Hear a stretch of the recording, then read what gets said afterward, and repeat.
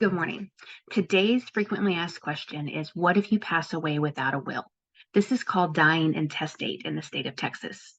So if you don't have a will, if you don't have a plan, Texas has one for you. State law dictates who gets what if you haven't written it down and properly executed a will that identifies who your heirs and beneficiaries are.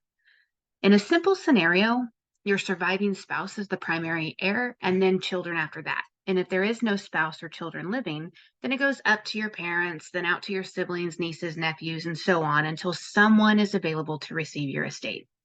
But it can get really tricky and complicated, especially if you have a blended family or either spouse has children from a different relationship.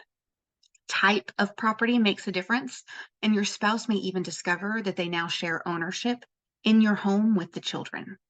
So even though Texas law does fill in the gaps to make sure that people who are close to you receive your estate, it might be different from what you would want.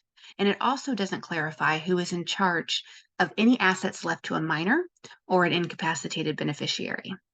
So wrapping this up, if you don't have an estate plan, state law will prevail whether you like it or not. It isn't designed to make sure that those who do receive your estate receive it in a way that you would want, like maybe at specific ages or stages. So if you die without a will, state law fills in the gaps. Verbal instructions you might have shared with loved ones will not be binding. That's why it's really important to make sure that your plan is laid out in writing and properly executed.